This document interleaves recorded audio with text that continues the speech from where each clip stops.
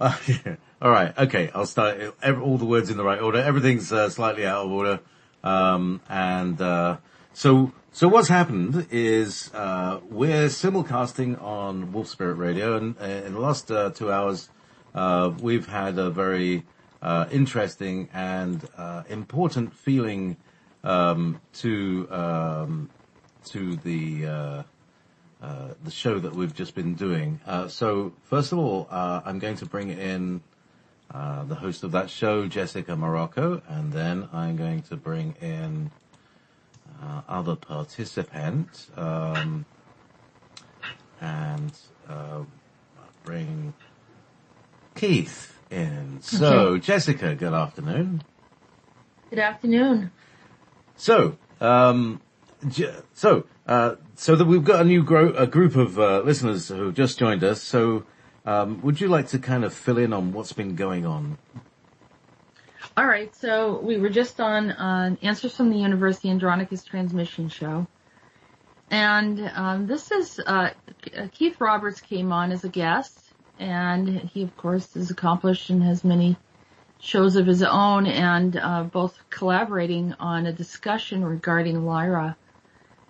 And the conversation came forward during the time of Vikings Galactic Council, and where the Lyrans came through and started to present themselves to us. And I started to see this female by the name of Shira. And so Keith is now has been sharing his experience as an experiencer with a Lyran. And I wanted him, we're going to open up and see if Shira comes through and shares more information. And when I feel like Keith, I'm not sure if this is the right time, but I feel like that your friend from Lyra would like to continue sharing, and then at some point I'll come in and start sharing whatever Shira wants to share, and then I can also describe more about what the city looked like that I saw. She presented to me old Lyra. So Keith, you can, do you have some more information from your friend? I feel like I wanted to give her the opportunity to share everything that she wanted to say. Well, let me kind of readjust. It's funny, we switched shows, and it's like I feel like my energy shifted. So let me tune back in. I've got some tea brewing, too, that I need to grab. So why don't you go ahead, Jessica, if you're ready? Or maybe JP, you've got some comments. I don't know. Anyway. JP, I know that you had the story about the Lyran trauma, right? Yeah. And that was from old Lyra, is that correct? Yeah, old Lyra. See, okay, so we have this mythical thing which Milton called Paradise Lost. This idea that once upon a time everything was really all right and everybody lived in harmony. It was all like the fairy tale kind of thing. And it's back in the mists of our DNA memory because it's never really been like that. But we have this feeling. And I believe that this is a DNA memory of a pre-traumatized Lyra. And Lyra was traumatized when the Draco reptilians arrived and invaded and did the Darth Vader thing, and blew up the planet, or blew up several, apparently. And the ones that weren't blown up, they were stripped of all their resources by a combination of bionic robots and enormous machineries, things that could, cut down a mile-high tree, stuff like that. So they got all of that stuff, and it's just like in Star Wars with these enormous machines, and people have been having dreams that were telling me of these huge machines that are like mining machines. So there's a lot more to it than just a kind of invasion. It was essentially what the West has done to the world, or what now we see the bankers, the Zionists, the cabal has done to the world. It's a thread of that same cloth. Does that make sense? Yes, and I remember we had Audrey Ewis on the show, and he talked about, and he's, talks very often about how, this is his home planet. And he mentioned that this locust species that I had an encounter with well before I met anyone, before I was even doing radio. I remember I think I was just driving down the street and had this really high-pitched frequency coming at me, and it was a locust communicating, and I'm like, all right, you're communicating, but I have no idea what you're saying, and it was just like yelling at me. And so it was kind of distressful. I remember going home that night and saying, wow, that was kind of troubling. But, and it seemed like it was kind of standing upright, not typically the way a locust would be. I mean, who speaks to a bug or whatever, I mean, it just, and I know that there's mantids and so forth, and usually they're very, very intelligent when they're speaking, but this one seemed to not be connecting with me in a communication level. So now here is years later, we're doing the Andronicus transmissions and Answers from the Universe show. Audrey Ewis comes on and starts talking about this locust group that were offloaded by the Anunnaki, I think he said. It might have been Draconians. It's a draconian weapon. They have a tank full of them, and they release them on a planet. They released them on the planet, and it was horrifying. I guess they began eating the Lyrans. They deprived them of food, and then would bring them to a planet. They would then start consuming the inhabitants or harming the inhabitants because they were terribly hungry. And then whatever was left, then the military would come out and, already disabling the inhabitants so that they, immediately they took over, and that was the destruction. It sounded like that was the cause of, there was this terrible war of old Lyra.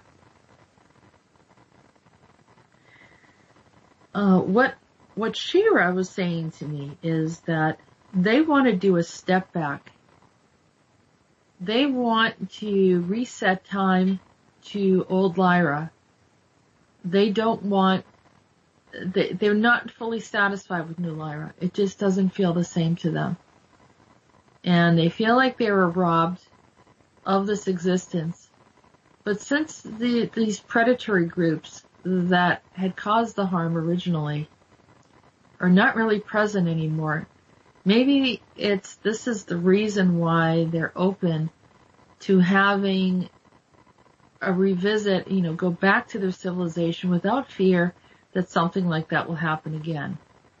That was one of the pieces of communication that she shared with me.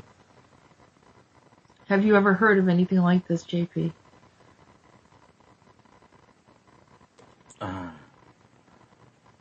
I'm not sure, but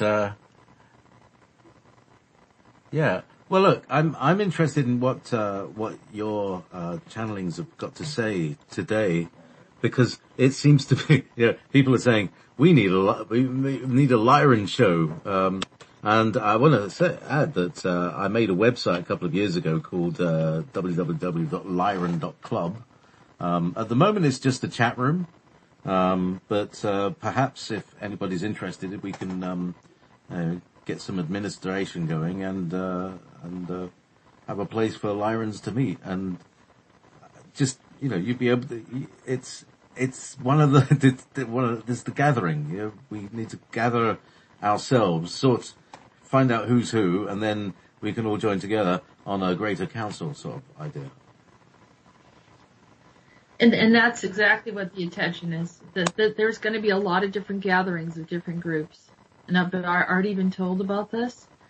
The Rodan Earth Council is one of them that is just came out, and that there will be others. We have an Eons group. We have there's others that are coming up, but the Lyrans are definitely, it's a large group. There's quite a few Lyrans here, and a lot of them are still recovering from this trauma but it's time for them, as they are healing. JP, I'm getting that you've been helping them heal. Let me see. I feel like she's coming in now. Okay, Shira's here. She said she remembers you.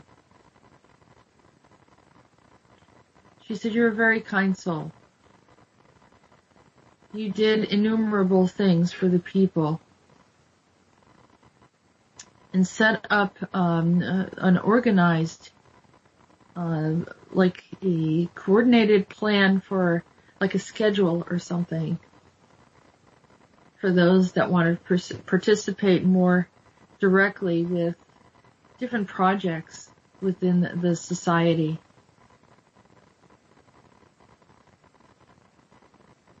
She said how you've learned so much on this earth plane. Your song sings sweet to us like a harmony.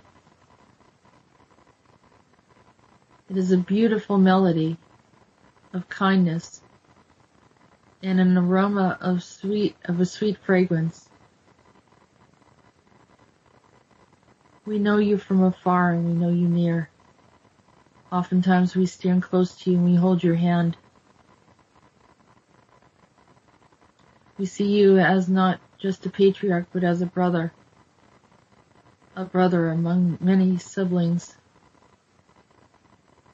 One that was here to bring in, to carry this beautiful light blue flame of light.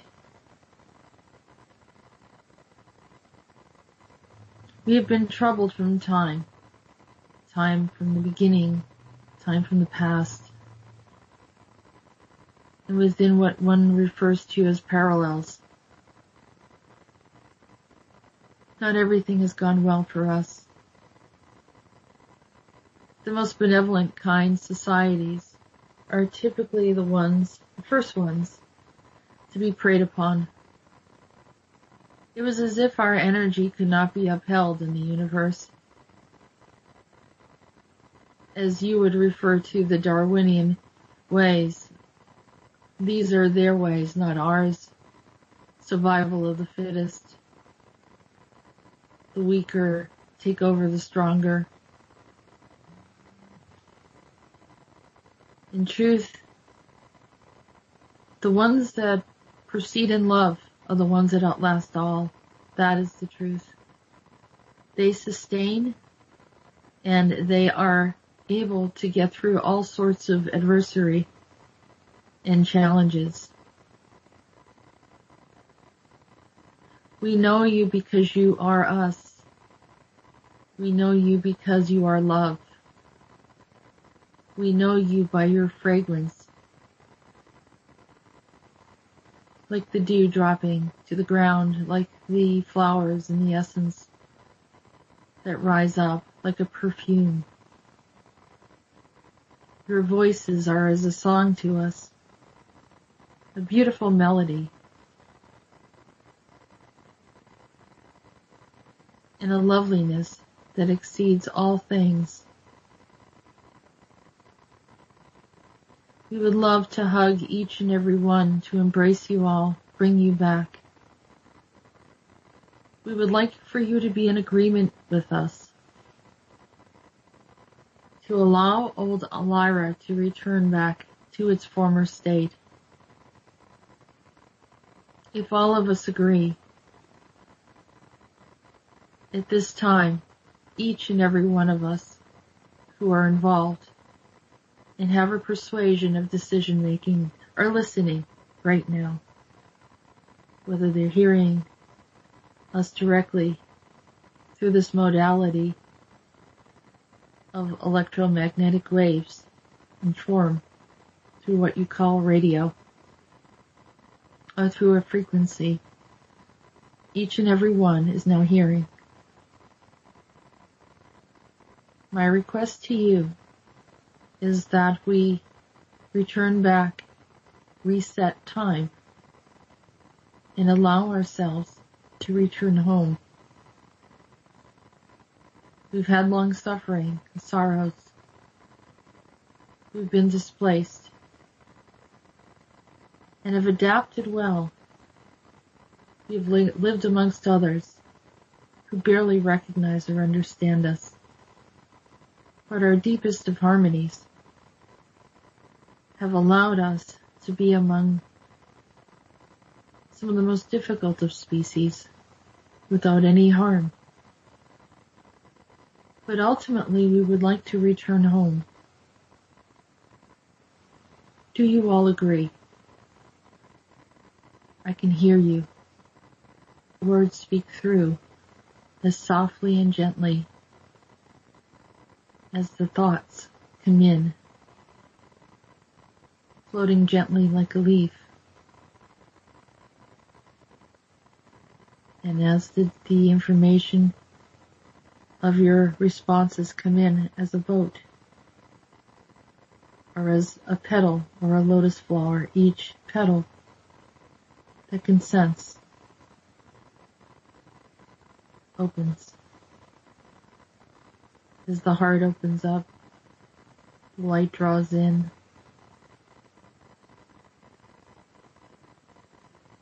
and we become more whole. There is nothing that can ever separate us, as we are one. There are many of you that are asking to be a part of our society who were not originally with us. We have a place for you as well. We can welcome you into our home. Our home is generous and kind. We share equally amongst each other.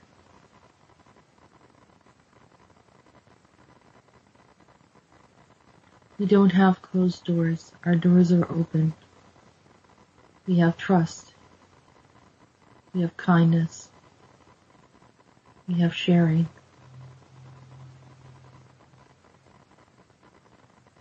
We have laughter. We have song. We have healing. But for right now, we welcome in the summer. The summer is the collection of all of us.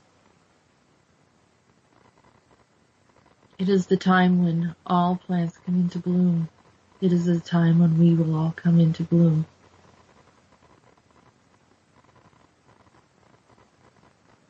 And when we will perch high above the trees, we will move lightly through the air. And we will not be broken ever again. We trust you. We love you. You are one of us. We are one of you. The petals are now opening again. And with each petal opening, there is a frequency, a tone, a sound, a wave. In the colors of blue and pink and yellow,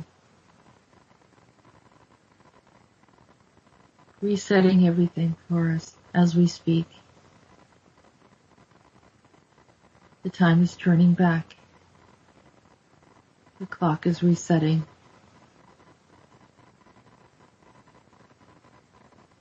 We are allowing ourselves to return without any fear, knowing that we have a divine purpose. And we knew that we were supposed to be here. We knew that the earth held a lovely refuge for us while we recovered. We knew that we would all find each other again. And there wasn't any worry at all. Because we were intended to be here.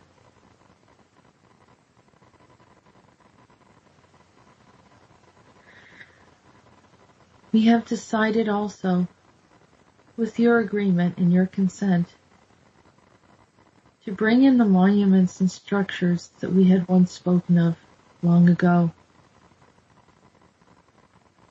The ones that commemorate our origin of peace.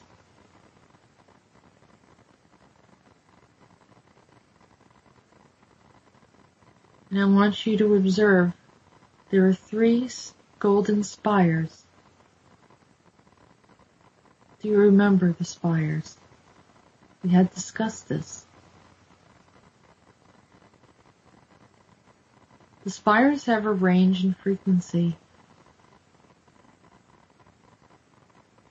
that hold up the galactic center in a way that has never been held up before.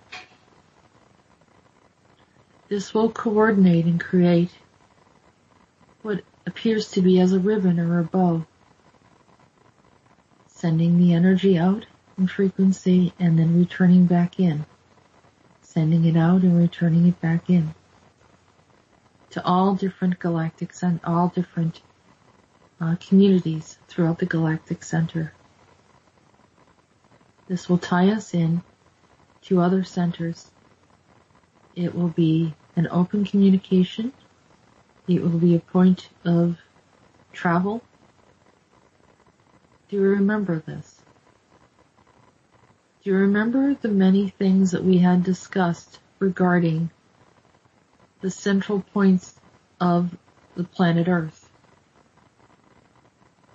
and the reflection, and also creating a reflection of light and time into the alternate space to assist those in the alternate space to come into the light, to recede from the darkness, and to open up further communication, to understand their species origin, and to embrace a higher calling and purpose beyond the warfare, the struggle, and the suffering. We're allowing this to occur.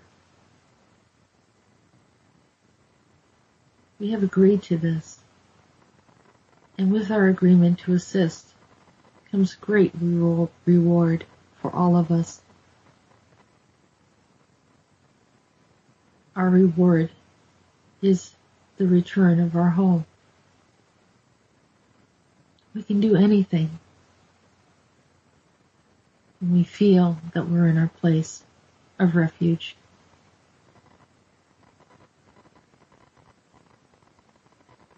Our work is not over, but it never feels like work. What we do is natural. It is expansive. It is lovely. It is a reflection of the divine love. It is a reflection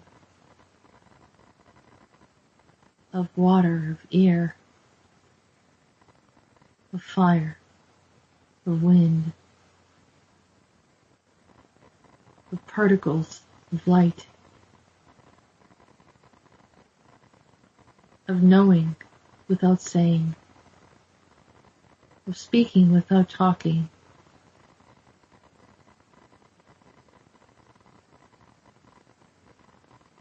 And we don't need to bring in a sun. We don't need to bring in a moon.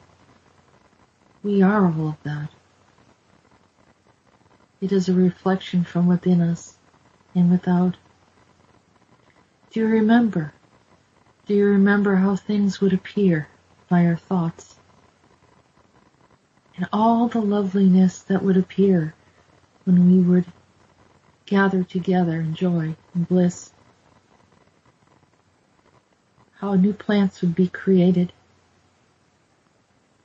How within our fellowship we would discover answers that others, the problems that others had encountered. Do you remember the new species that we would construct and bring to form through our thoughts in the collaboration of others? Do you remember that we operated in a tier, like multi-tiers, levels, but never class, never condescending, but operational in harmony, everyone knowing their place? Do you remember that we could communicate but still think independently? Do you remember our clothing? How wonderfully free we felt. This light flowing. Temperature. Do you remember the water that was cooling and wonderful, but never made us feel wet?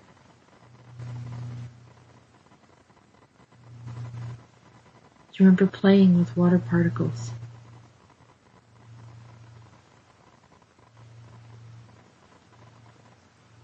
And eating from the wonderful tree? Eating the leaves, the fresh green leaves, crisp, satisfying. Do you remember the laughter, the joy? Do you remember we would hold hands? And we would all rest very peacefully. The many stars in the sky, flickering all night long, all day long.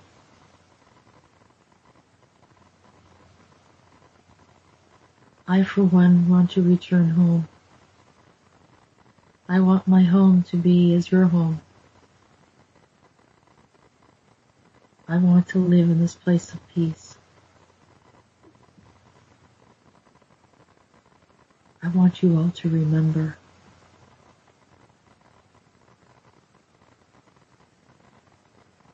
And I also want you to allow other guests to come and join us, who will learn our ways, who will teach others, who will be at one with us, who will bring our experiences, our knowledge, our love, our wisdom to other societies throughout the universe and universes beyond.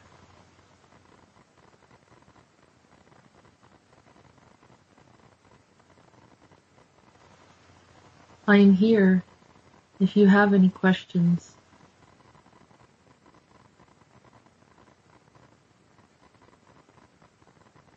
My name is Shira.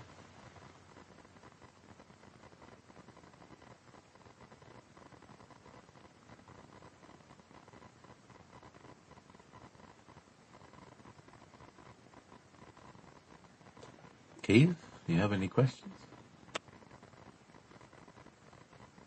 No questions, but I will have some comments. So please continue, Jessica.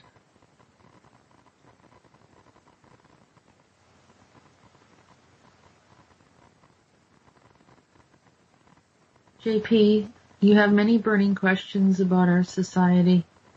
You want to understand more about how things had occurred. You are free to ask as you will. I will tell you the truth of what I remember.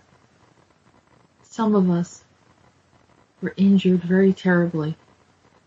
And even though that we remain in the society of New Lyra, we still have trouble reflecting, as it is intermingled with a bit of pain, a bit of sorrow. But I will recall as much as I need to assist in the process of helping you to be liberated within your soul to understand why you had this experience.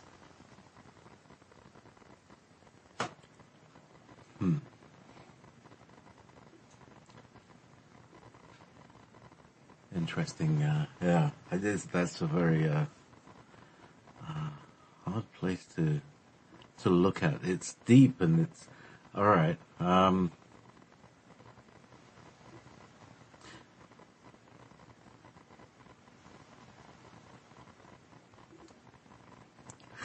stuck for words right now. Hang on, I should breathe. We have time. Yeah, we got time.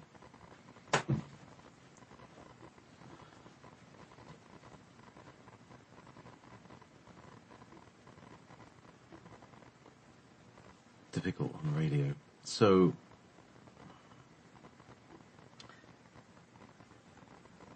can you talk about how things on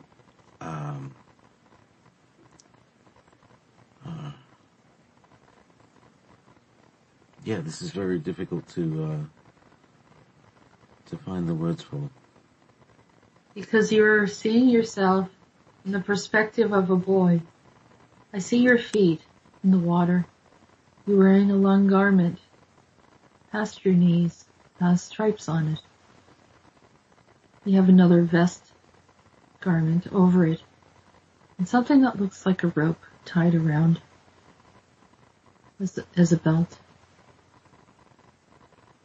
You have brown hair, and you have a lovely cherubic face. It would be equivalent to the age of 8 or 9. You were quite shy then. Didn't speak much.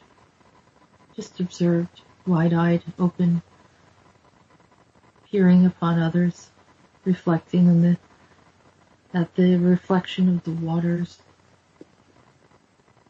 with so many questions inside but unable to speak. One would call it tongue-tied in this society, but you were not. Just deep in your thoughts. So much that many adults, when they got around you, would hear your questions.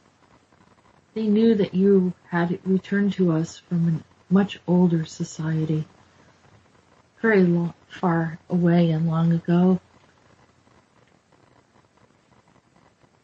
And we would speak without speaking. But for many, when they heard your questions, they didn't have the answers. So they would walk away. And that made you feel withdrawn and uncomfortable. Not that it was a trauma, but it was a difficult experience for you. Do you remember any of that?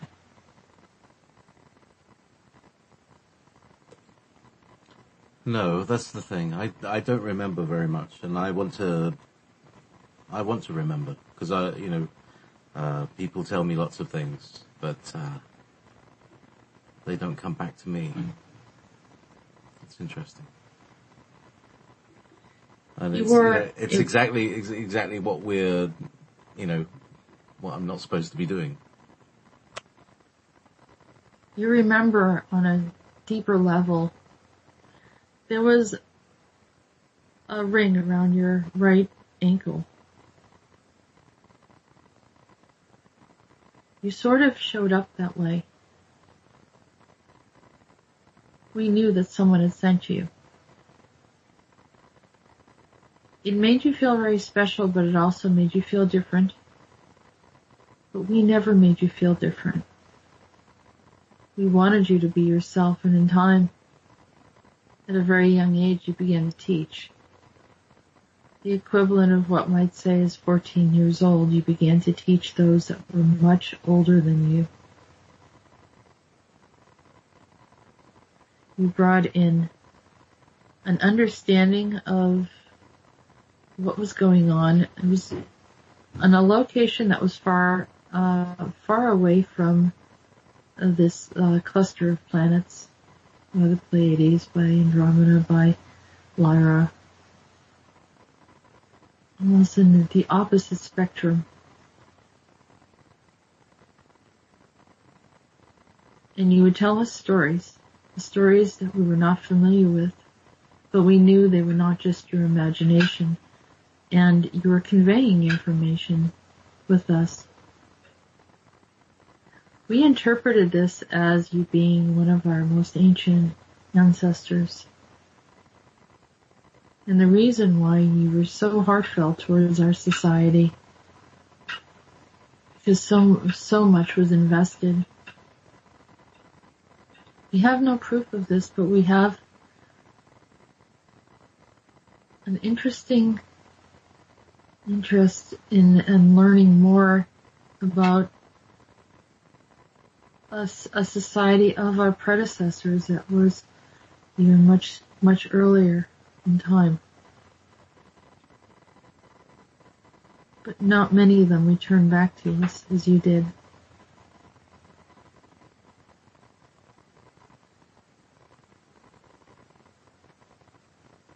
You want to know about the cities, is a portion of the city on Lyra had rails.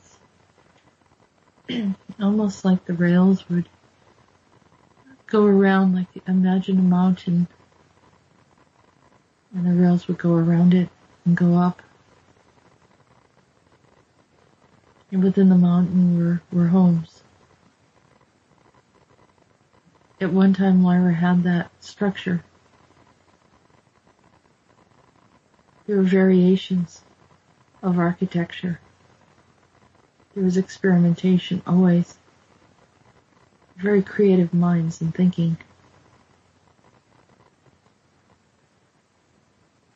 Some of it you remember, some of it you don't, some of it you think is from information that you gathered in this lifetime. Some of it's to remind you of what you told us originally. But there are others that are much older than I am that could tell you much more. I'm just the messenger here. Just the butterfly floating through time, trying to connect to my brothers and sisters. And I'm happy that you're hearing me. I'm happy that I'm able to use this vessel to speak to you, a vessel that you trust. But she is not me in this form. But she is a friend of all of us.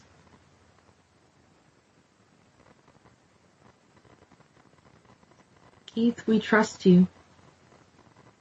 We've heard your sorrows. We've heard the challenges that you've gone through. And the confusion of some of the negative ones that had discovered that you were here and caused you some pain. But you have such a wise understanding of why these things happened. We were never worried about you, but paved a way for your beloved to come and visit you, spend time with you. And despite disapproval of others, you opened your heart anyhow. Because you remember, and that's all that mattered. We have 4 leaflets that we've given to you of data. This information will assist you in the future. You are carrying much of our energy and insight and bringing it forward. And much more will be coming in. We have you now at the forefront of delivery of much of our messages, helping people to see the strength in being kind and loving and positive. Each one of you, both you and JP, are our ambassadors of light. And we're grateful that through adversity that you stood strong and continue to share this information wonderfully.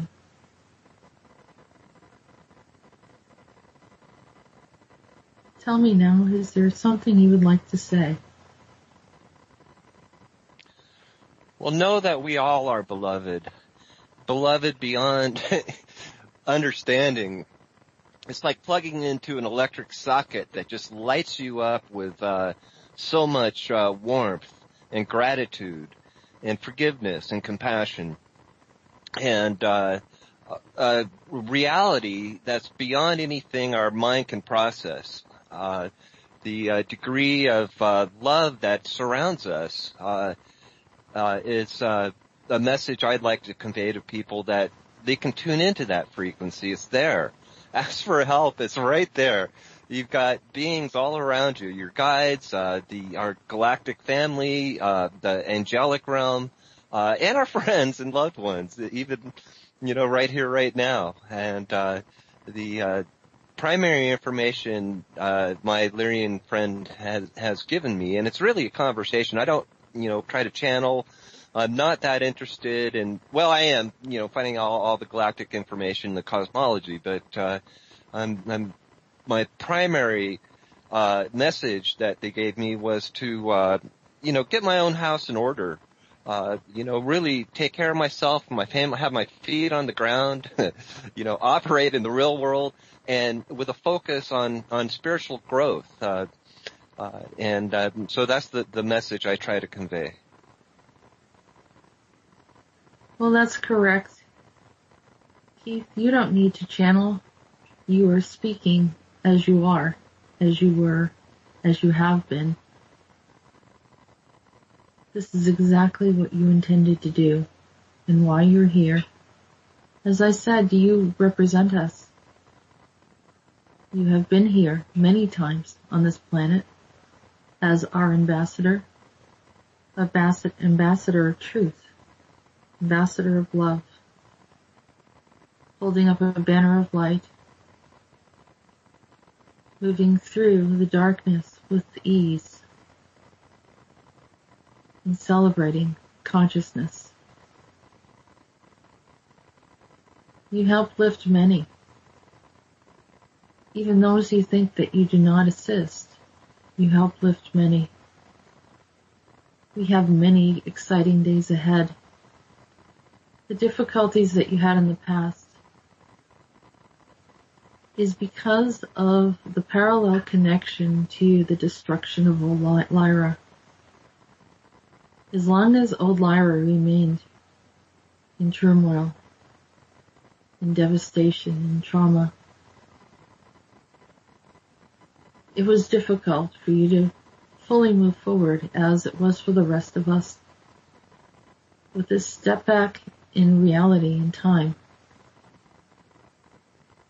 the movement forward will be much easier, much more amicable, and fluid.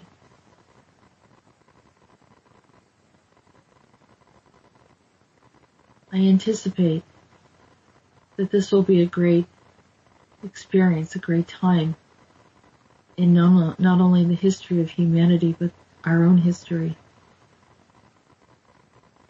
where we can flow easily and move through time seamlessly and share our thoughts and our expressions with ease, without any forms of expression or obstruction. The days of the past are now gone, and we let them go. We cast them into the wind and watch them dissipate. And we encourage others to do the same.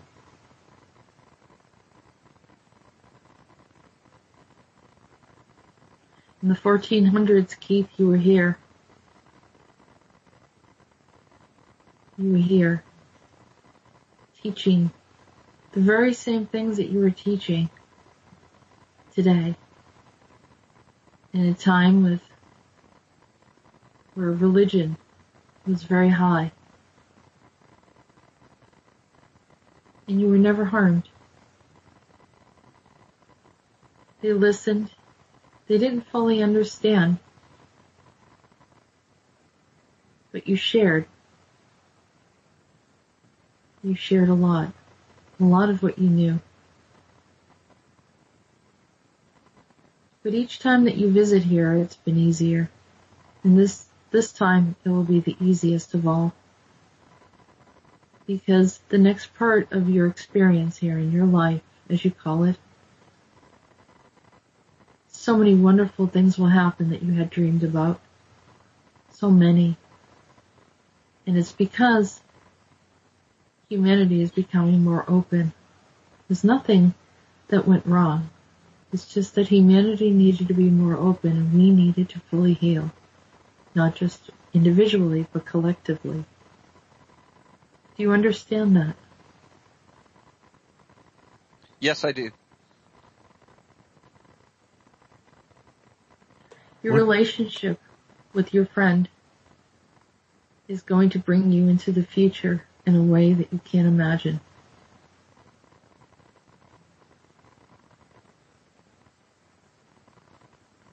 You know, it's very interesting. I can watch her face as I telepathically communicate with her, and it's just a conversation, like I said. And she's just smiling and beaming and glowing. The other times she'll kind of stamp her foot at me if I'm not behaving. Mm. And that's okay. And cross her arms and stamp her foot. It's very funny. But, you know, this is the type, we are all getting more telepathic. We are all getting more psychic. And this is the experience we can all have as we ascend in consciousness and make it a spiritual discipline, is my suggestion. The rewards are enormous.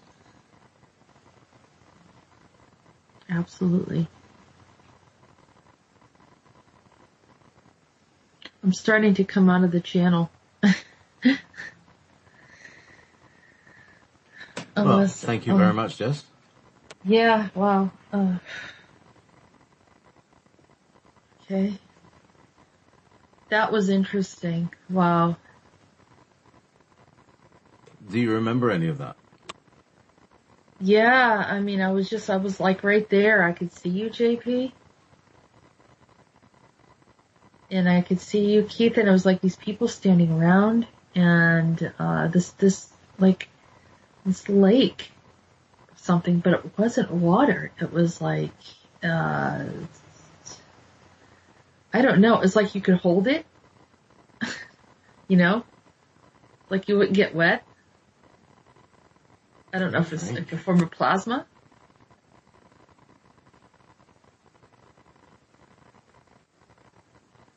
Holographic? No, it felt like it was real. I know it was real. It just had a different texture than what we know water to feel like. Water runs through our fingers, right? This had you pick it up and it would actually, like a water balloon. It's the only way I can describe it. These higher realities do exist. They are real places, and they're kind of outside time and space as we know it as you get to the higher ones. I've been to a place where you can hear the waves crash, but they don't make any sound. And I swear to God, it's the only way I can explain it. And I had that experience, and the next day I was getting a massage, and the person said, "This is really weird. I can hear waves crashing, but they don't make any sound." And it was a really blissful place. These are the levels of consciousness that are attainable, and drugs are not the answer. And theologians have some benefits, but my opinion is you only need to do them once, if at all.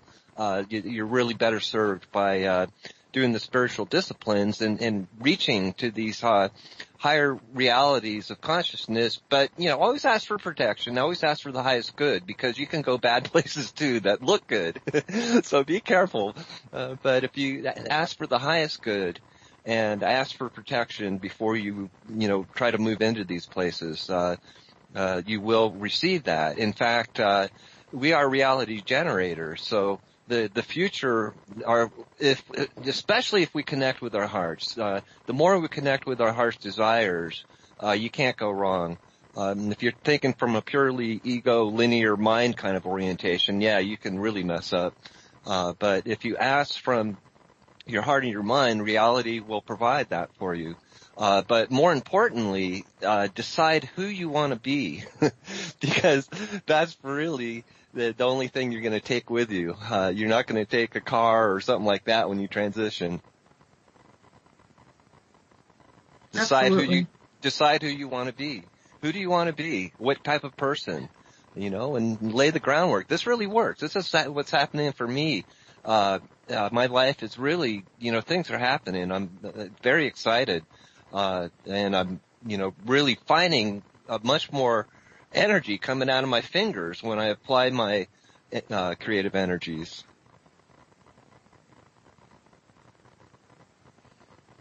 I find that the energy is very transcendent. I mean, as I was kind of experiencing when she was kind of speaking through me, I felt like some of the thoughts that I would have here just didn't exist there. It sounds like, almost like, someone might say, well, it sounds a little bit like too perfect or something, but it really, it's just that the other stuff just doesn't exist there or something. It's odd, but cool. Yeah, we're in a world of polarity right now, but when you go transition to these places that you're, Shira or what, came in, there isn't any of that. There's no stress. There's no, obstacles. There's no, parasitical energies trying to harness your own, energies. So, these, blissful places, when you go to these higher consciousness levels, it is so blissful, so joyful, it almost giggly, it's just, yeah. Yeah, and the light is different, the texture is different, everything is it's more detailed, it's more real. I mean, I don't know, it's like, you feel things, you touch something and you know what it is, and this is available to all of us, but we've got to get out of our own ways. We got to get out of our own way and allow, it's not a matter of doing often, it's a matter of allowing, and clearing, clearing your own, blocks and your own traumas, your own, whatever's, we all have, ability to improve how our energy system runs, and these beings run their energy systems very differently, which, I think people like you, Jessica, and JP are helping, people, come to a greater understanding, so that they can let go of fear and really, connect with, this beautiful divine energies that have nothing but our best interests at heart. I definitely agree. JP, did you think we have a break now coming up? Well, depending on which clock I'm looking at. I've got a 15:57 here and a 23:55 there, and so we're probably about 30 seconds away from the Revolution Radio break. So let's put a quick station plug in. This is a listener-supported station. If you want to support more broadcasting like this, please donate to the Revolution Radio website at freedomslips.com or revolution.radio. You can also subscribe to the archives and buy packs of seeds and other merchandise from the shop store, from the radio shop store. There's also Wall Spirit Radio, which is a subscriber-supported station. Please come along, join in the chat room. It's a very friendly place, and we strive to keep it friendly. And so do come along to there as well. 56:38. Oh well. Probably we can't be heard. There's a thing. So we'll just. Oh yeah, there's a thing. We've been talking. Thank you very much. If you mute for a couple of minutes, we'll be all right. Oh, not bad. Radio program.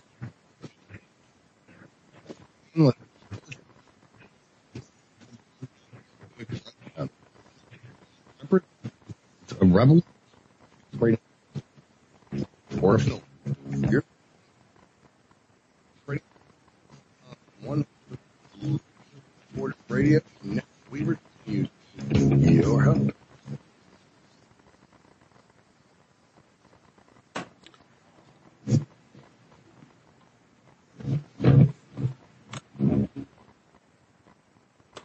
All right, I think it's finished. It's really hard from the radio perspective. we can't hear the adverts like you can, and we're just kind of guessing because we're hearing like a quarter-second fragment of the ads just when you call in, and sometimes it comes in, and so I think it's finished, and we're back. Welcome to my show, which is kind of becoming a sort of beyond the beyond is my current incarnation of it.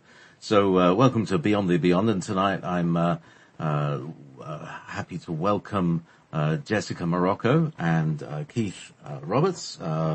Both of you should be familiar to you on Wolf Spirit Radio by now, and also on Revolution Radio. So welcome both of you. Jessica's just been transmitting a transmission from Lyran, and the Lyrans are the ancient ancestors, like they say, the first ones, a higher dimensional version of the human. And a lot of us have that kind of connection. And it was quite personal and quite stunning for me. So still haven't quite come back from it. And it's an odd space, isn't it? It is. I don't know how to compare it. I don't usually go to this space. It's, you know that I communicate with many different species, many different beings.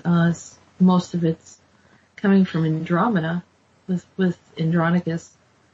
And then there are others, the Vegans and so forth. But, this is different. It's almost like I can't express other than the word bliss keeps coming up, and I'm not one to talk about bliss. And anyone that knows, I've been talking for a couple of years in a lot of my channels, the word never comes up, but this space is like remarkable. I mean, I feel like I've been at some kind of like a vacation spa something, it's like, you know what I mean? Keith knows what I mean. I think this is what you've been talking about. Yes, in fact, I'll take responsibility for it.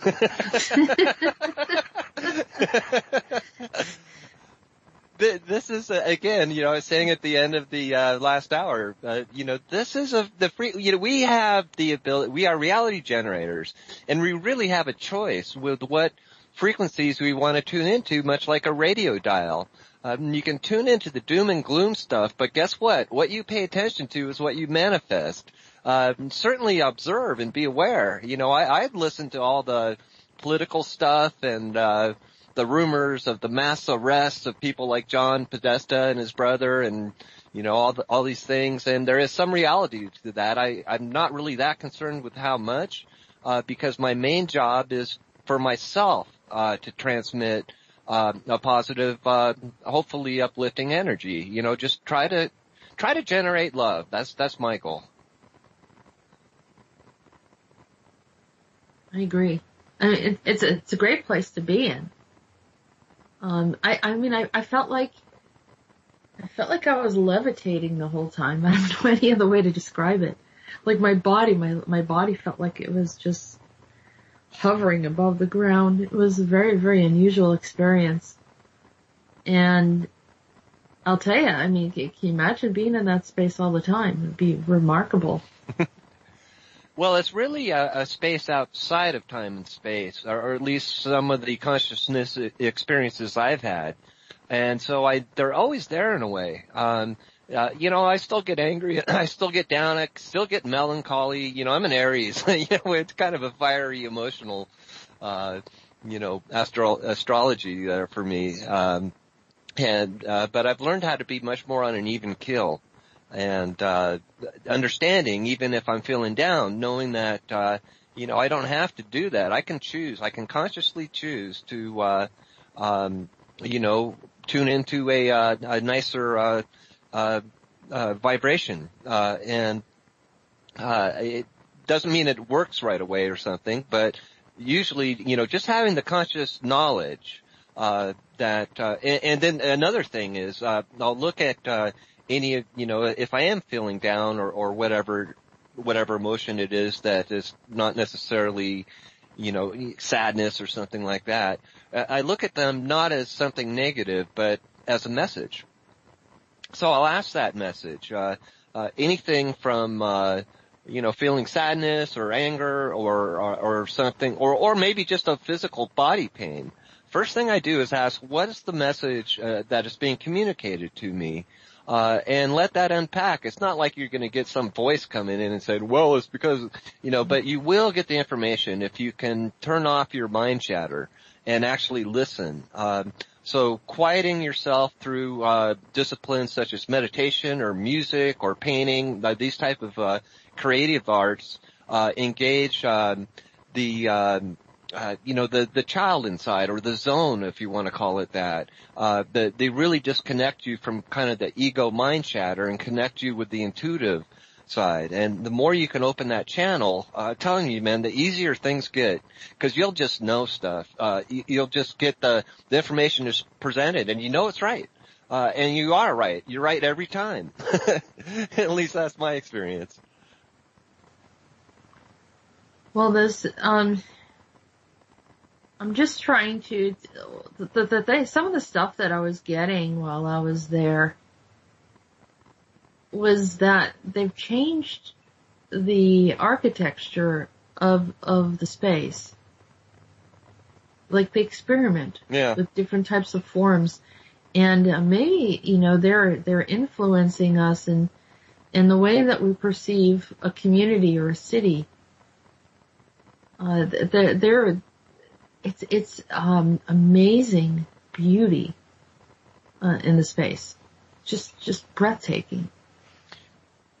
That's right. The very structure of space is different. Actually, space-time. The very structure of space-time is different. Colors are more intense. You're just so much more connected with the oneness of the universe, the wholeness. You don't feel divisions between those that you communicate with. The communication is really pure. Now, here's a thought, Keith. From what I was seeing and now what you're talking about, I was actually getting this impression that they were reflecting to me what I perceived as beauty. They were reflecting to you what you perceived as beauty, and so maybe in some ways we're actually seeing this space, but from in a different light, in a way. A kind of accommodating what was appealing, and maybe this is part of the dynamic in the space there, where it kind of it goes into our preference and mode of what we like, and then sort of that is our perspective of it. Does that make sense? Yeah, it's a cosmic mirror. So it's like Forbidden Planet.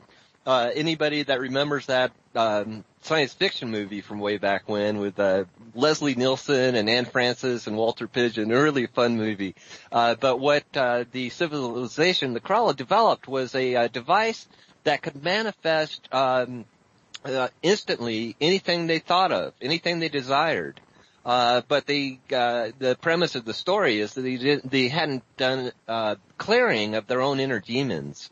And so they wiped themselves out as soon as they turned the thing on. But the point of that is that in these higher realities, we are, as I said, we're reality generators. I mean, right here in this reality, the physicality of the chair you're sitting on, the computer you're looking at, whatever situation you're in, the physicality of it is really an illusion, because we know from just mainstream science that it's 99.9999% empty space. The space between the nucleus to the electrons, and then the atoms to the molecules, and the molecules, I mean, it's primarily empty space, so it's really a force field. And it's our consciousness which is co-creating that physicality of it. So time and space and reality are much more malleable than we've been led to believe. So anybody that goes on air, and I've had this discussions with people that I'll say, look, man, I don't see it that way at all. You're telling me that this terrible thing's going to happen next month. I'll say, well, I don't think so. Or I'll say, you are if you really want that to happen, if that's what you really need to assist the greater good, perhaps it will. But I choose to try, put my conscious energy into creating the paradise which we also richly deserve. And it's about time too, isn't it? So let's do it. Don't get emotionally involved in the doomsayers. I'm not saying bad things won't happen, we see it every day. Something bad happens somewhere. And sometimes it's real bad. The California fires, the Las Vegas shooting, these were, instigated traumas by the dark forces.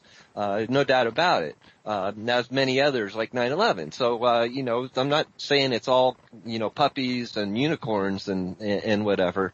But what I am saying is that we have the choice where we focus our creative energy because we can manifest that.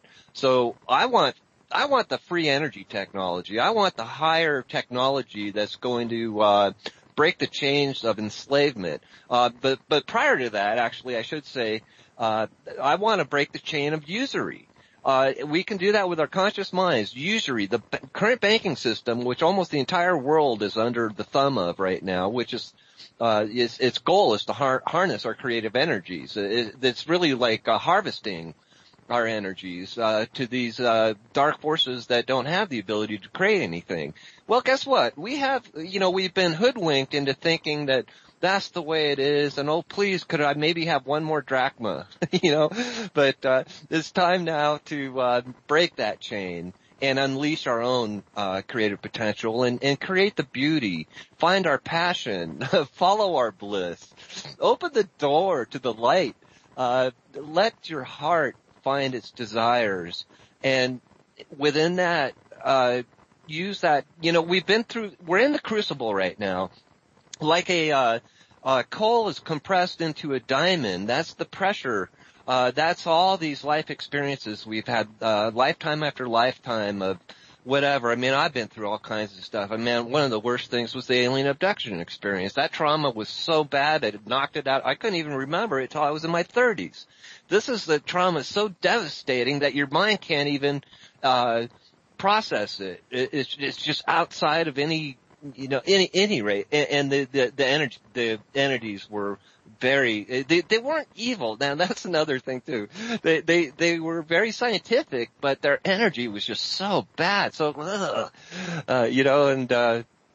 so we've all had that, but these are, the experience that teach us compassion, that teach us, the wisdom of discernment, to really know the difference between what we're being presented with. Now I'm going to step away just for a moment. I got some tea brewing that's all done. I'll be right back in just like 30 seconds. Go get your tea, brother. So yeah, tea. I just got one myself. Tea's a requirement for doing this work. Yeah, I don't know what it's about, but it's just it keeps the machine lubricated, doesn't it? It sure does. So quite a fascinating moment. I saw you step through a veil, like you just transformed. Something happened during this. JP. The ring around the ankle. That's something that has stuck with me. Like, that reminds me of Hillary Clinton and John Podesta. It was just the opposite. It was, and maybe that's the corrupted version of it. I think the ring signified something on the upper levels that was quite different. And it was more of, maybe, an association with a specific lineage. You know that the ancient the Hindus, they still do. They wear ankle bracelets. And there's nothing imprisoning about it. It's beautiful. But yeah, now that's a way to disguise you can hide that you're essentially in trouble. Yeah. You're known to be in trouble. So, yeah. Wow. Yeah, no, I felt like it had some kind of like message to it too. Like if you took that bracelet, it had a whole history when you plugged into something. I have some comments, if I may. Go ahead, Keith. About rings. Okay, so that's another way to view reality. It's a portal, actually. The ring can symbolize a portal to the other dimension. Reality, many would tell you, and I had this experience, so to me it's real, that we actually flicker in and out of reality. Cliff High says it's 22 or 23 trillion times a second. So reality is gone. It's like the scan rate on your television. So we are continuously being recreated. And so I back in high school, I created this thing called donut theory. And what I was describing was that the hyperdimensional space, where everything is a donut or a ring, if you will, a portal, that's where the energy comes in from the hyperdimension and then manifests in this reality. So each electron, each atom, each star, each being, we are the portals to what I call no space. It's the space where the creative energy comes from. It's where we are when we're not here. So anyway, just some thoughts on the rings, of being a portal or a vortex, if you will. There's also the rings of Odin, and and you see the circles and the rings and a lot of the stuff with the Celtic symbology and the Viking symbology. There's a lot of these concentric circles or circles within circles, which definitely coincide with what you're saying, Keith, is that they're portals. It's very, very, very interesting. And I also think that there are, like record keepers. What I was seeing on JP looked like a record keeper. Like, when Luke Skywalker gets the hologram and the message, and inside there's like a history document, of what happened and what's going to happen, and it's sort of, recording an event or explaining a situation. So that's what that ring seemed to me, and if you took it out and placed it somewhere, that it would kind of display a whole story, like a movie or something, similar to the way I see the Akasha. Oh, that's cool. All right, so it would be like a holographic, like a kind of video projector. Very handy. Ankle carried video projector. Yes, I'd be down with one of those. It's sort of like the lineage here, here's, you came here with your, memory stick or something, that has all the data, all your information. Yeah, it probably got quadribytes of data on it or something. Yeah. Yeah. Sounds like fun. Yeah. I'm still unable to recall. I think that's it. It's all about being able to recall. Something remembers, something recognizes, but being able to recall it is where I am unable. Maybe, yeah.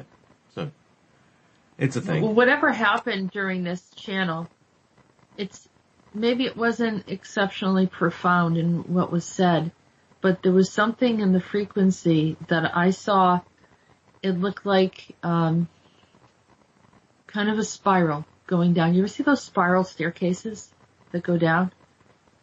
And instead they opened up like petals of a flower going all the way down. And I felt like these are many of the inhabitants that are connected to Lyra sort of opening up and connecting to create a unified frequency.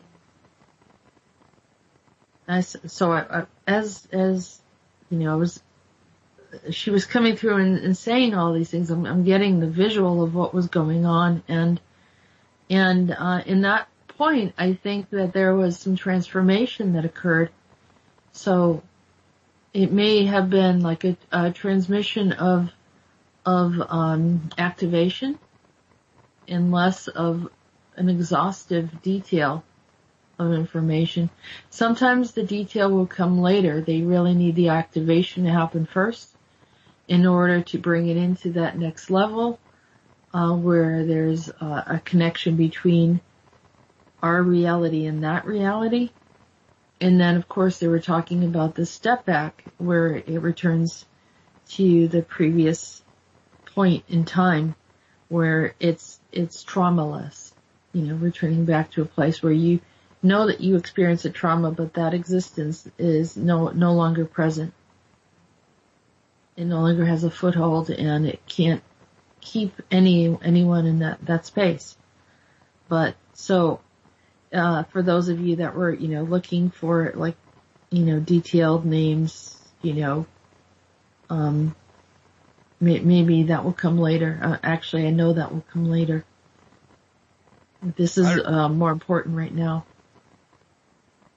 Is there any emotions that you associate with that, JP? The ring? The ankle ring? I like the idea of it. It would be cool, and, you know, it would, you know, it's like, we all like to tell and hear stories. We do that to each other. This is a very, human thing, and they call it the bardic tradition and things like that. But to know our true history, I think, would be the most liberating thing for any human being. Because then they can never think lowly of themselves. I think we were shattered. You know, I remember Lyra, but only fragments. I too want to get that full memory back. I want to know, because that is, leads to greater understanding, of where we are now, doesn't it? And it leads to healing as well, I believe. Yeah, it's a wizard from the universe in the chat room says JP could be a galactic record keeper. I've always felt that I'm some sort of historian, and that I've always had a tape recorder with me, you know, to record things. Here I am, playing some of them back. It's quite interesting. She referred to the both of you as ambassadors of Lyra. What she said about me was dead on. I mean, it was absolutely correct. It wasn't just like close or anything. It was just straight up exactly right. That's what I feel my role is here in communicating this.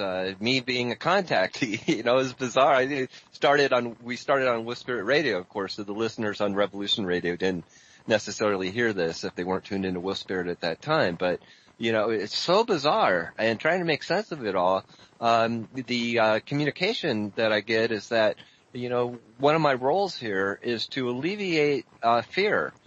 Because as we have greater and greater contact, and it's happening right now all over the world, in many areas, people just know that we're being visited by extraterrestrials. I mean, the whole, like South America in particular, according to our friend Bruce McDonald, in other areas of the world, in other areas, you know, there's the Dogon tribe that says, well, you know, we came from the Pleiades. I mean, that's just part of their history. They remember.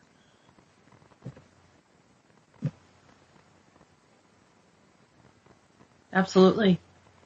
So anyway, I think it's our role to alleviate fear, but also beyond that to integrate and you know, help people understand that this isn't aliens, this isn't extraterrestrials.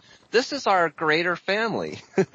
We many of us have incarnated in these other places, such as myself on Lyra and probably other planets as well. I only have, like I said, I felt that when the Lyra was blown up by the reptilians, it was also shattering to our beings to some extent. And you know, I haven't collected up all those pieces yet.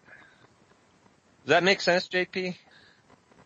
Yeah, I think, well, it's like, I mean, it must be like if somebody was to emerge from, say, one of these places like Syria or battle zones, and then they make a new life for themselves, and they get jobs, and they occupy themselves with work and family and growing up and all of these things. And at some point, they may be able to, take a breath and look back and tell the story to their children who weren't born yet or were tiny children at the time.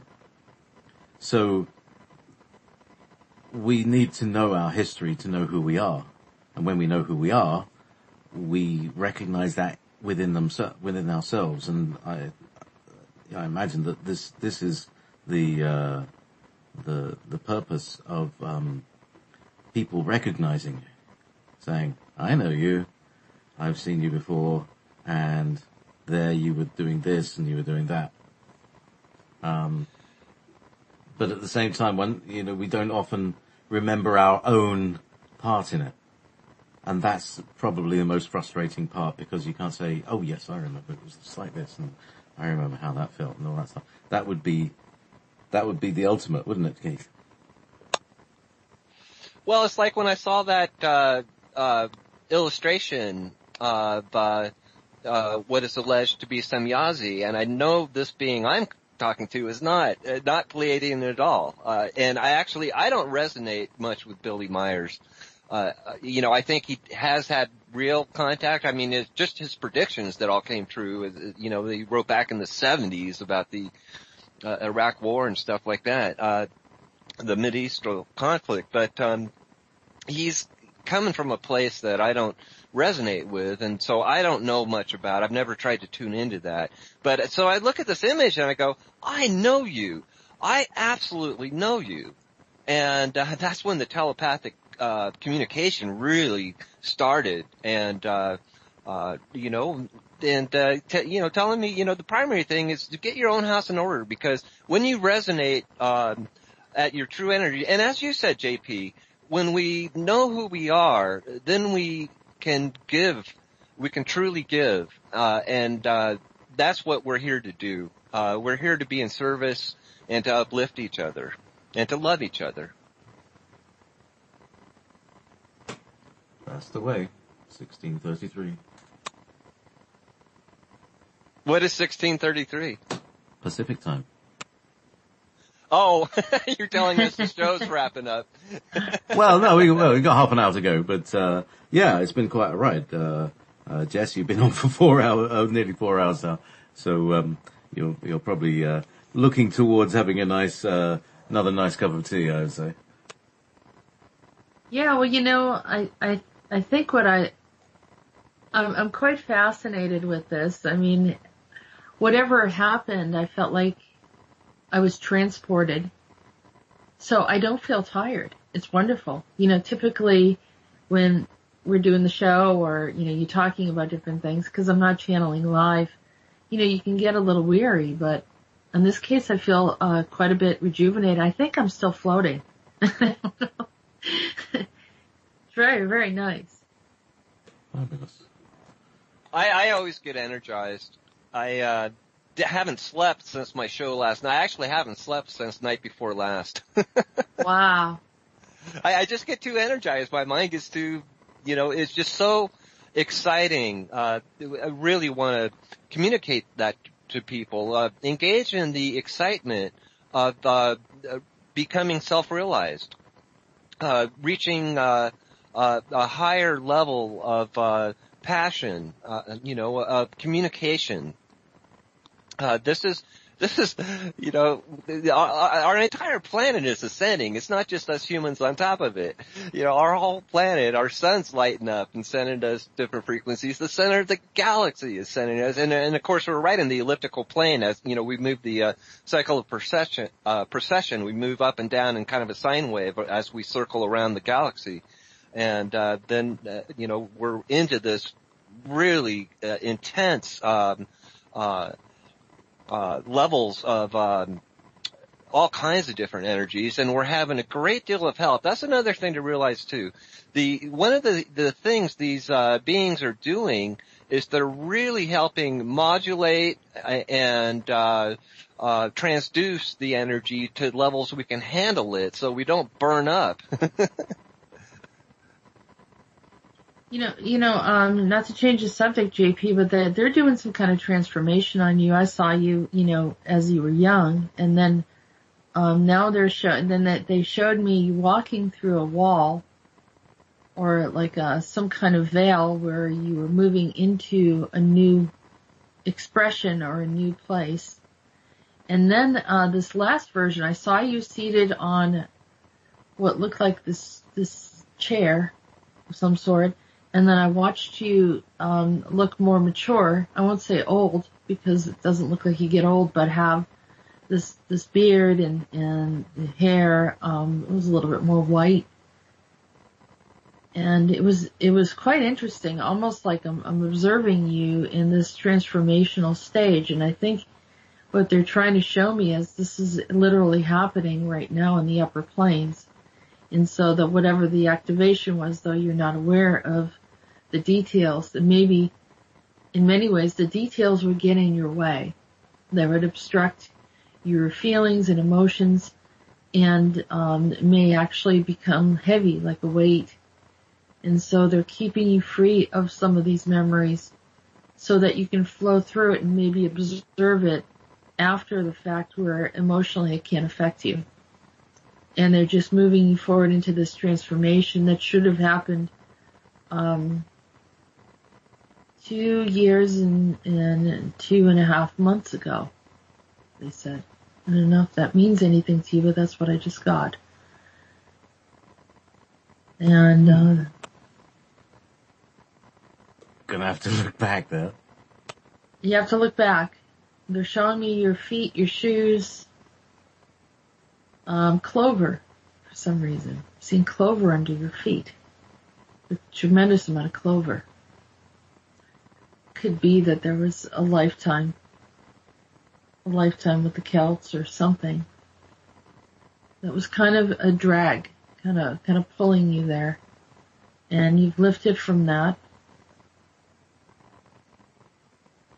Something about the fourth upper dimension. The weight off of your shoulders, or weight will come off of your shoulders seamlessly. And you are in the process of a restructuring of your inner soul in your outer soul. And a tying together to the ancient networks that you were once in alignment with. And this is necessary for bringing forward of many of those that you were here to support as an ambassador. And it's not as a title, but one who kind of guides and leads and supports others. Of course, because we don't look at ego in this space. There's no ego. No, it's just about connecting people together and making friends. You do, but it's going to another level. It's going to another level, and it's almost like your whole group couldn't move forward because you had to move forward first. You see what I'm saying? So yeah, that could be because I'm the slowest of the group. So no, it's just it wasn't time. It was not the right time. Now's the right time. You're ready for it. Everything kind of came together, and the additional information had to come forth at this time because this is the right time. Something about the twos is very significant to you. The gateway may really be directly connected to you, as we talked about it being in that area. That was very interesting. That 22 thing tonight. Very interesting. Yeah, keeps coming up, doesn't it? Yeah. And maybe when it does come up,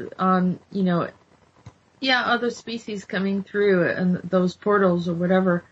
But I think it's related to you and some of the things that you need to do here and your connections to the other dimensional space. Yeah, I think there's definitely some. So I need time to do all these things. And that's why I'm looking for more producers, because I've been working like a 24/7 thing on this, and I'm really pleased that Keith has joined me, and we'll be interacting a lot more, Keith, over the coming months and years, and I'm really pleased. Thank you.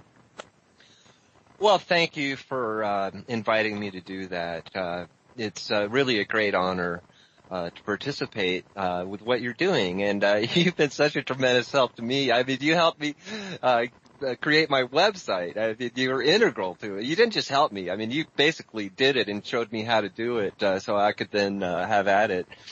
So I expect I'll be producing for Viking, and will get me dialed in on that. And then I expect there'll be some times when you'll say, "Hey, Keith, man, I need a break," and I'll say, "Oh, sure." And so it's really a great honor. Excellent. It's very, it's and that, I believe, that's the thing that, what's the word, characterizes the Lyran attitude, is that why not cooperate? It really works, and everybody benefits, and it's great. Pay it forward. That's what it is. It's a collaboration of all of us working together and returning back to the way that things were done before. Anyhow, they want me to convey to Keith and tell him about the space that I'm seeing around him, and just so you may already be aware of this, but it looks like the white staircase, but it's solid. It's not, you know how they have like the floating stairs? It's more solid, and it's going up, and it reminds me of like an adobe place, but it's not adobe. And there's kind of, you walk up and there's a level, and then there's a door, and then if you want, you go up the stairs, and then there's another level and a door, an opening. There's approximately 18 of those doors there, Keith, and it's related to your work. It's not like some spaces someone else can come into or anything like that. It's related to your work and your journey here. So, whenever, and, JP, you're talking about being busy all the time and not having time to, connect into all this stuff. But as you're actually doing this work in the shows and the network and everything, you've been, transforming and carrying out your work dimensionally the whole time.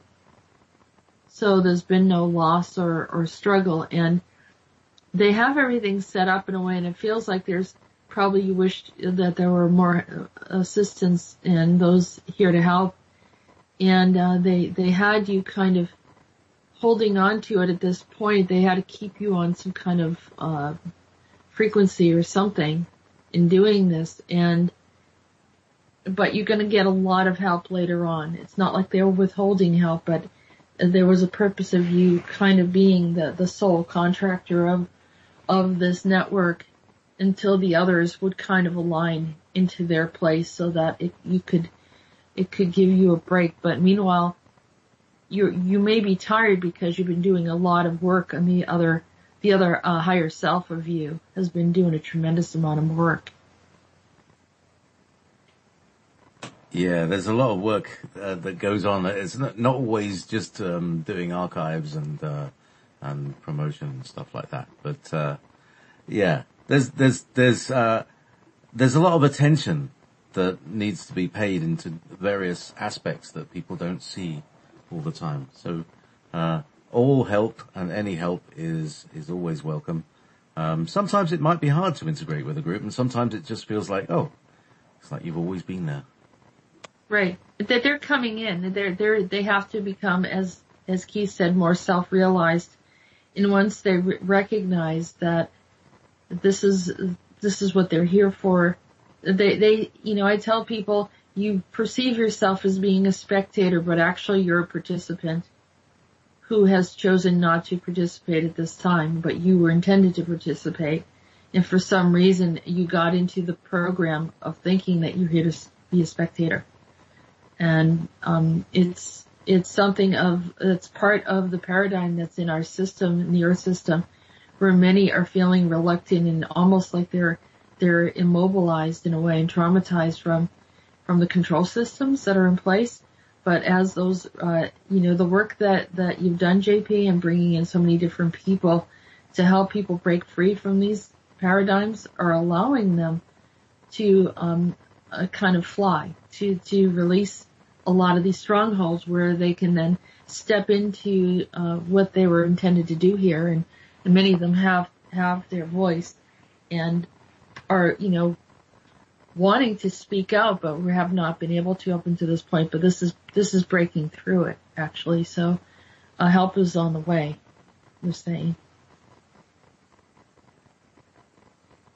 One thing I think we've all seen happening is people getting kind of wiggy as these higher energies bombard us. For many people, it's stirring things up, things that they may have been emotionally suppressing in the past, or just hadn't, in their day-to-day world, they never thought they'd have to deal with, some of these, some of their deeper issues, and there's no choice, so they're being confronted with things that initially are confusing, and, that's one of the things we can help with is kind of ground them, and we got all kinds of things going on. We got this, eclipse or blood moon or whatever it is coming up, and, these things do affect us, kind of sometimes I think people can feel the ground has kind of gone out from under them, and that's where we can just kind of be steady, and really the best thing to do is not tell them anything, but just listen and let them talk. That's people pay $200 an hour to psychologists for that, and all they do is listen to people. We can do that. Keith, that's a really important thing that people need is to be seen, to be heard. Some people never get seen or heard, and that causes so much contraction. If somebody's seen, they can be expansive and then recognize themselves in their own sovereignty. But sometimes until they're seen, they feel alone and isolated and probably wrong.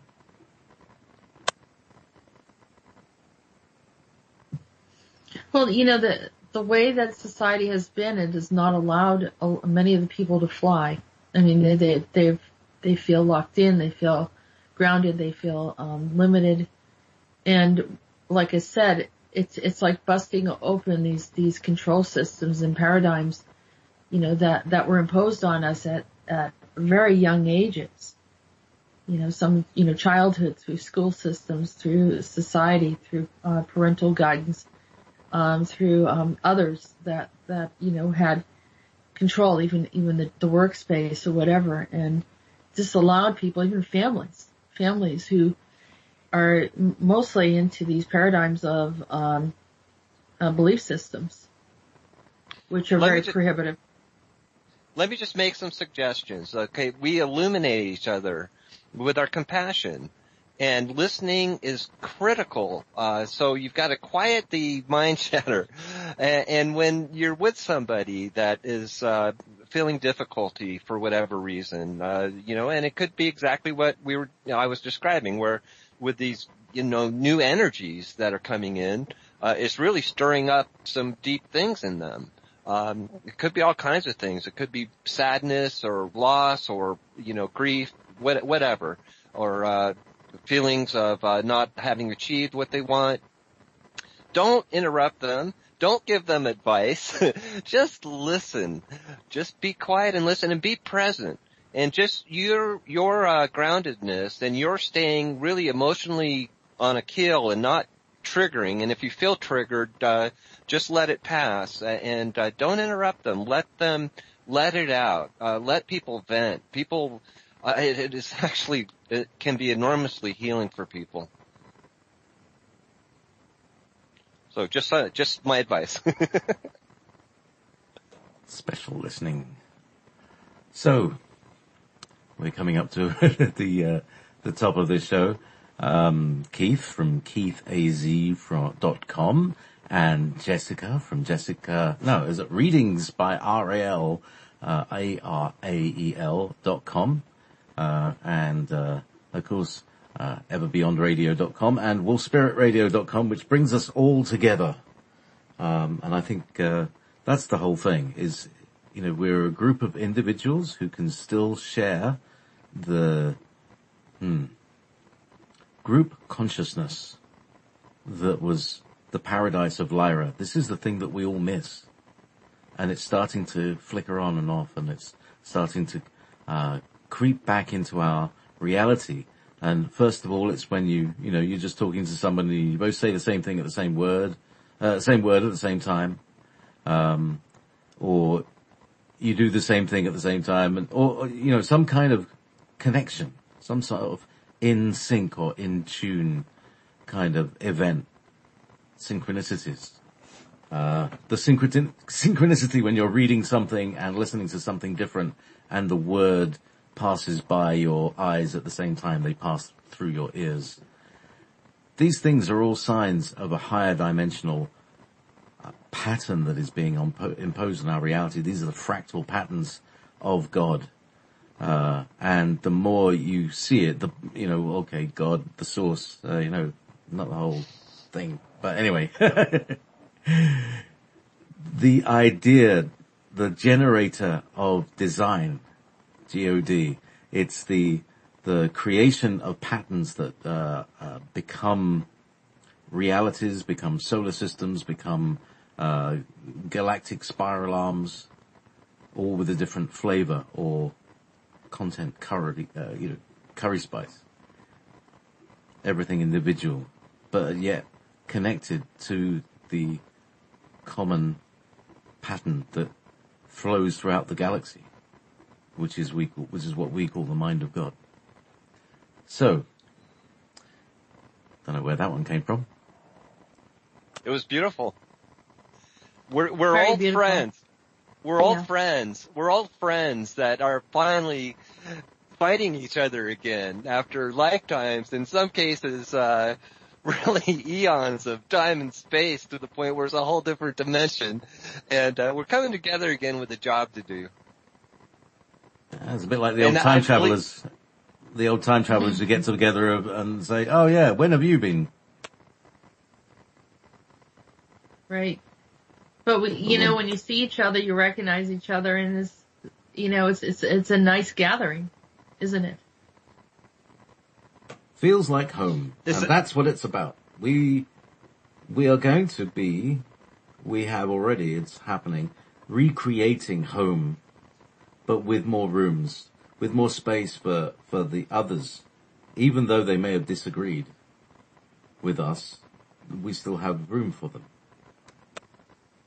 What I thought was interesting with Shira is that she was mentioning that there were those that were not originally from the Lyran civilization, but wanted to join the Lyrans. And I thought, well, that was very welcoming. That was very kind. And it was almost like she was saying, you're welcome in our home, and you're welcome to share and learn about our ways and bring it back to your homes. Or stay with us. I mean, it seemed like it didn't matter. I thought that was beautiful. Yeah, like a big federation.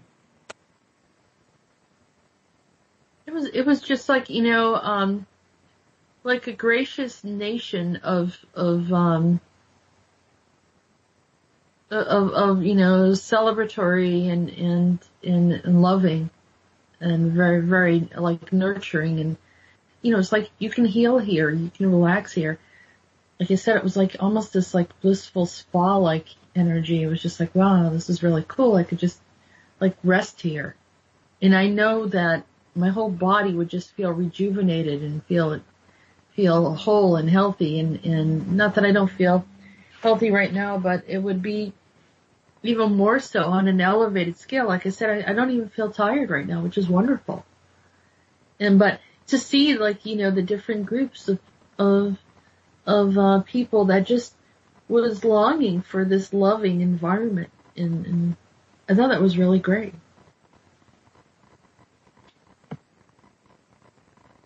So Keith, some final moments. Well, we're creating an energy field. I mean, we're really manifesting a structure, a space, a vortex consciousness. It's tangible. It's not imaginary. What did Tesla do? He built machines in his head to exact specifications, and they weren't just recreating something like an amplifier or power supply or something. He was creating brand new stuff never seen before. And so what he was doing, he was creating it at the etheric level. So this is why I tell people, don't be overly worried about these doomsday predictions. The future is not decided. It's fluid. It's malleable.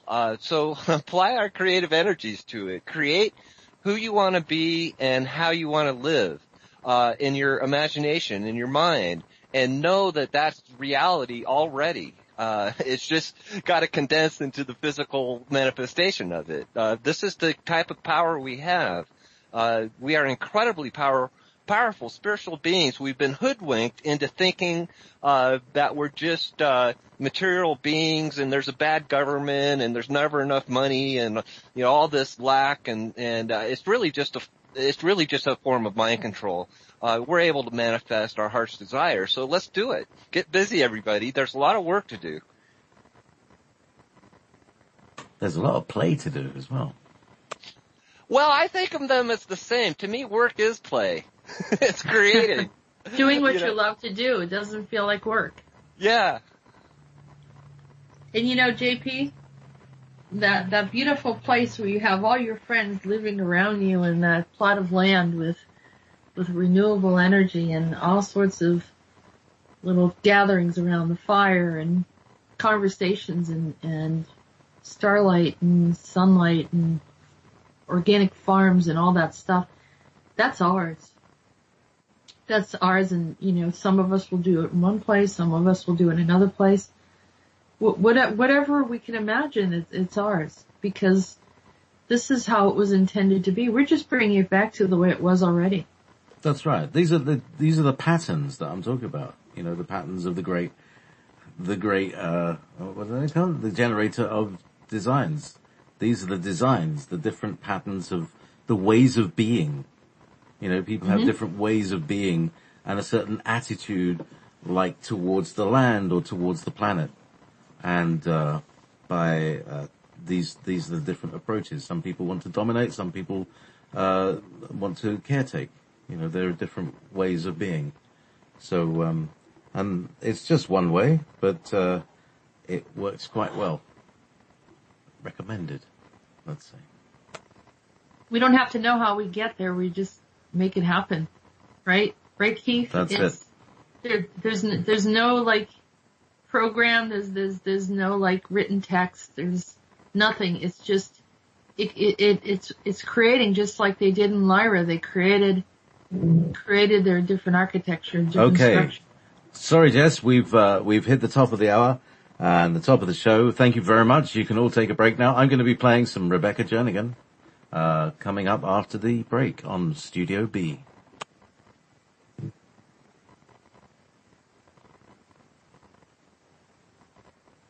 Okay. Thanks a lot. Fabulous. Thanks. I'll speak to you soon. Good night. Keith, right. I'll speak to you soon. All right. Hey, got a lot of work. All right. See you later. Bye now. Good night. Love you guys.